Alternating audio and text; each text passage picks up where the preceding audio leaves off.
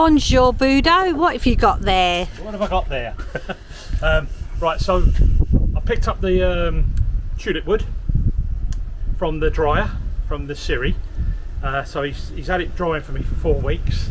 It's down to the right humidity now. So this is it here. All this material on here is to build all our panelling, our kitchen, fronts, doors, drawers, and everything there. So we need to get it in quickly because we've got a lot of rain coming. It's been raining for 3 weeks nearly. Hasn't stopped. So we're going to get this all in now and stack it up in the front room for now because we're running out of space drastically with all the wood everywhere. But this is the security now going forwards, because when it's raining outside I can work inside on the workshop and keep making like the panelling for the front room, the seating around the windows, boxes around the inside the porch. So there's loads of jobs I can get on with now without having to come outside for a little while if it's raining. So we're going to get all this off me and Trace. It's light as a feather. Lovely. It's not like that heavy stuff we had over there. It's bone dry. It's down to roughly around about 7 or 8%, which is quite dry for timber. But since I've come from the Siri, where is the wood yard? We call it wood yard for you guys. Since I come from the wood yard where it's been dried to here, it's picking up the moisture. It's sucking the moisture back up, because we actually went into the kiln to bring this out and it was roasting. I mean, it was like we was beading with sweat just carrying this out, because we was carrying it out a few planks at a time. So it's now taking on the moisture. So if I get it in the house, it will settle down to the house ambience, and I'll show you what I do once we get it in there. Okie dokie. Okay. Another job finished, Budo. We haven't actually got lists because we have so many jobs. So we're just in time. We got it all in for before the rain. Yeah. It was difficult to film because I was offloading it all, passing it to you. Yeah, no, you couldn't have done. What is the rain that was coming down? We have unloaded this. Right, we're unloaded now. So let me show you what we got. So this is tulip wood. It's 1.3 cubic meters. Okay, and that's meters, not yards, because in America they work on yards, same in England, but we're cubic meters in Europe. Okay, so you get more for your buck, if you like, which is good news. Which is good news, yeah. So he's given me extra. There's a few bad boards he classes as, because it's out of 2 trees this lot's come, so he'll give me he'll always throw in a few like 6, 7, 8 boards that are extras. But we're here now, and I've stacked it in before the heavy rain come down. Just tell them about what you were saying, how warm they were. Oh, when I was actually offloading them from the trailer, as I was holding each board, I could actually feel the warmth. It was like when you take a garment out of the dryer, that nice warm heat. And I also noticed, which I asked Budo, was the different colourings in the planks. Yeah. The purples, the I'll reds. come on to that in a sec. So what happens is they've been in a kiln. They've been in a kiln for 4 weeks. I went in the kiln and got this out. We had to take it out 2 boards at a time because the kiln is full, and we wanted to keep the kiln going because there's a load of cherry and oak, and there was some chestnut in there, some other timbers. Ash, I think there was as well. So that was all being brought down, and that will stay in there a lot longer than this will stay in there, because this was thinner boards. They were all 2-inch and up boards. So we had to get it out, and the minute you take it out, it starts to change its molecular structure. It starts to suck in the air again, the moisture from the air. Okay, so what's happening is this has been dried down to about 6 or 7%, which is quite low, right? But that's always better to have it a bit low, because it's gonna start rising up now. Now it's sitting here. What would be the temperature that it would rise to then? Well, it depends how wet it is. If it was if it was in here, it was 14, which would be quite wet, then it would go to 14. Yeah. But it isn't. It's lower than that, because I've tested that. Because you need it workable as well. Yeah. So we want it around 12, 10, and 8, 10, 12. Somewhere around about there would be nice. It'll be worth working with then. And you'll notice I've strapped it. Okay, so I've put some heavy straps on all the way through, and I've pulled it down. And the reason is there's sticks in between it all.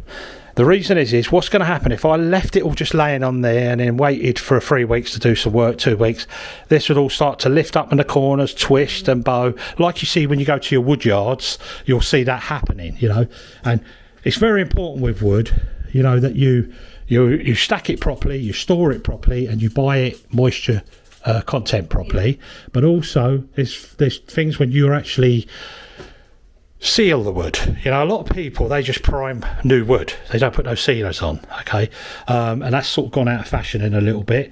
But there was a particular two I done some doors for, and it's the only ones I can think of that I've ever done and they've had a problem with. But I'd made some doors for them, and they were left on a floor in that damp chateau they live in. It's a chateau, isn't it? Or based in Dematry. Chateau, yeah. To be sealed, didn't you? Yeah. So I told them they needed to be sealed, but they didn't do nothing about that. They left them sitting on the floor for between 10 and 12 weeks, and they've now having problems. The problems are not really their problems from the wood, really. It's the problems that the paint and the sealers they put on were inferior, cheap rubbish. You know, you can tell by where the joints are. You'll see cracking of the paint because the paint is not flexible enough to move with the wood. Remember, wood is a living product. It will move, swell, shrink. It don't matter if it's brand new, how long it's been kiln dried, whatever. It will always move, shrink and swell with the weather. So if the weather goes up damp, the wood will take up moisture. If the weather dry from sunshine, it will dry out. And you need a good stretchable paint that will work with it, like a very good oil-based paint or a latex paint, something that's got latex, something that can stretch with it. But we saw them painting them on the videos, as you can see, and they used cheap ass paint, and it wasn't good enough. And that's their problem now anyway, not mine. Sometimes though that a lot of people have a lot to say about things they don't know about. So do your homework first before you make suggestions. Yeah, that's true. You know, people that don't know nothing about the trades will come out with their gobby shit. Oh, excuse my language. Sorry about that. I'll cut that. But, you know, they come out with their gobs and they just talk a load of rubbish. They don't know what they're talking about. They're just splurting off to try and be nasty, but that's their problem. But anyway, let's stop thinking about that. Let's talk about this. So let's talk about the plan. Yeah, there's enough timber here now to make all the panelling for this room. That's over here. Panelling on that wall. Here, I feel like an air hostess. Yeah, you're like an air hostess, aren't you? Look, point. Right. And then I'm going to build a bow-fronted seating area for Tracy, because she likes to sit at the window, which she's doing a bit of crocheting in the winter, watch the rain when the window's all set up properly. And then we've got all the rest of it. And here. We'll make. Oh yeah, sorry. Let's spin around there. So we got. Cupboard. We've got a cupboard there, which will have a door to access the electrics, so that'll be built in as well. This door's going to be made new. This is going to be oak though. And then the rest of it's kitchen. So that will make all the kitchen, face frames, doors, drawer fronts, all the little trim I need, mouldings, blah, blah, blah. And this actually is a fantastic wood to paint. The paint adheres to it fantastic. Well, you know that from years ago when I used to use it all the time. Yeah, so. And it's such a great wood, and the finish is lovely as well, isn't it, on it? So. You get a great finish. It's a lightweight wood. It works perfect indoors, and it's not really good for outside, this sort of thing, because it does suck up moisture. But it's for trim work, what we call trim work, face frames, doors, etc. Internal, skirting boards.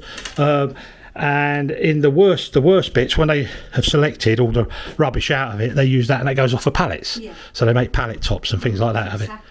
So, people make fantastic things on Pinterest with pallets. Oh yeah, some of the people make some great things really with the pallets. I love all that when they do that. But anyway, guys, so there you go. We just pointed out where the wood was. What it was all about. Yeah, I'm walking backwards and forwards because I'm trying to get a picture of the whole thing for you while we're talking.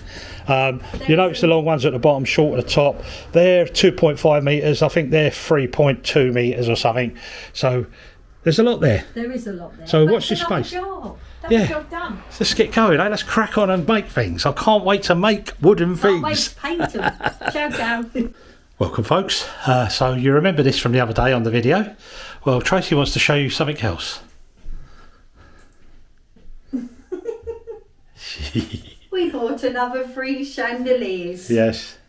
Absolutely beautiful. We are so pleased with them. The lady who we actually bought these from was an antiques dealer. She'd been an antiques dealer for about 20 odd years. That was in France.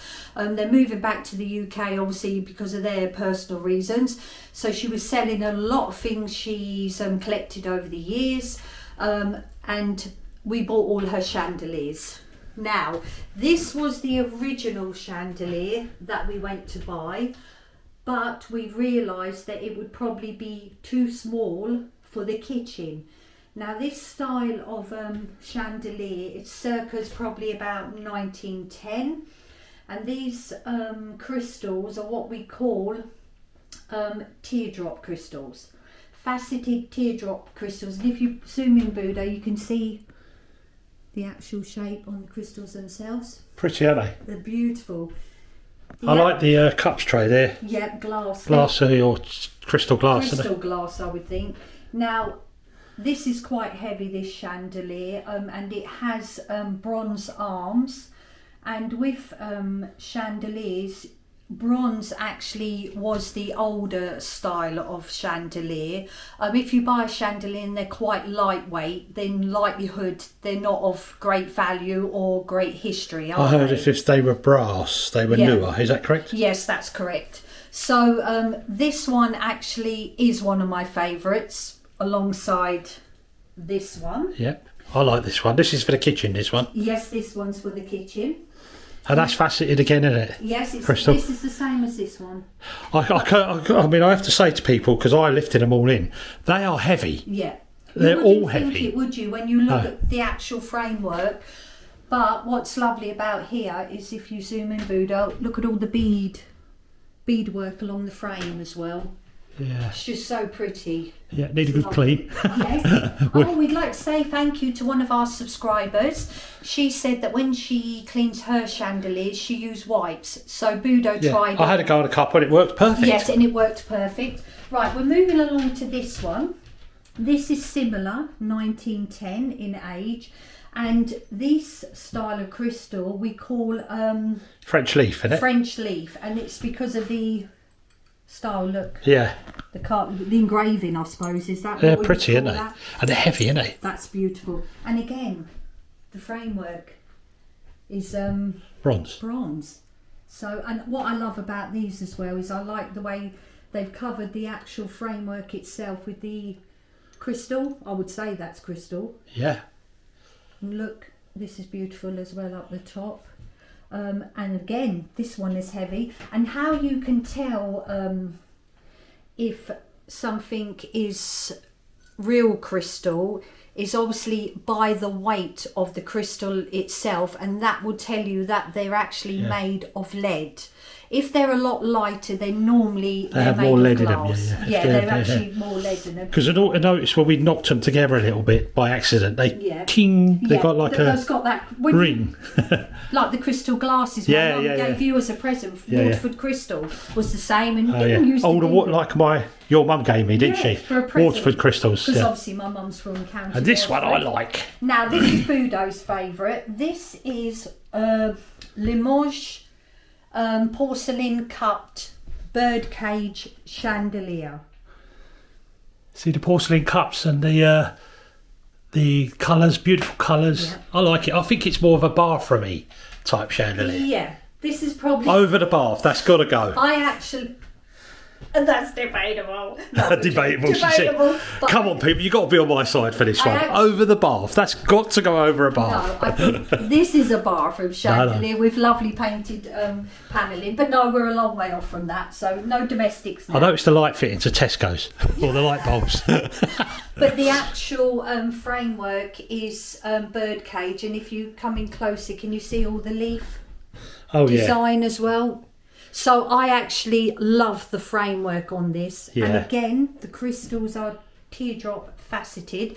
This one, I actually, when I was doing a bit of research, I saw on the internet, it's circa's around 1950 to 1960, but the one that I saw on the internet had what you call rock crystals, but they were in the shape of pink flowers. So it might have been they done different designs. Yeah, probably, yeah. But the actual porcelain cups were like just a little, like a cone, tree cone of some sort, is it? Or I don't know, yeah, pine cone.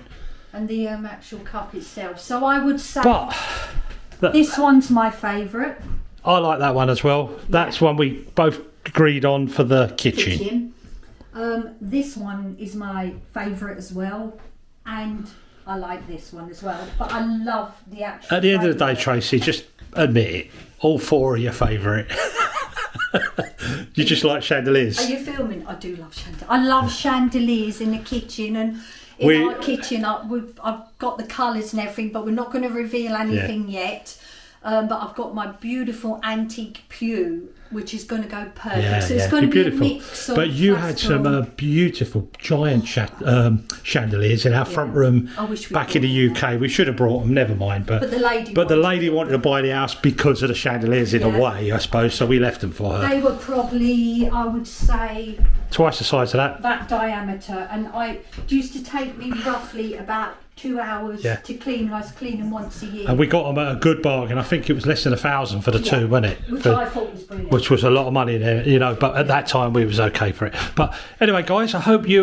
tell us what you think. Yeah, tell us what you think, and I hope you enjoyed that little bit of chandelier heaven. For the people who love chandeliers, you either love them or you hate them. And they call it, it's like Marmite, isn't it? Yes. I absolutely love Marmite. But these are not staying here permanently. No. We just want them safe so they don't... Well, we've just hung them up on this beam because it's easy to show you guys. So we'll move them away now and they'll be stored away. And I bought this as well because the lady had some absolutely beautiful things. I bought the chair which you showed in a... Yeah, I showed that in the last chandelier video, And this, what they call in French, is a cache-pot.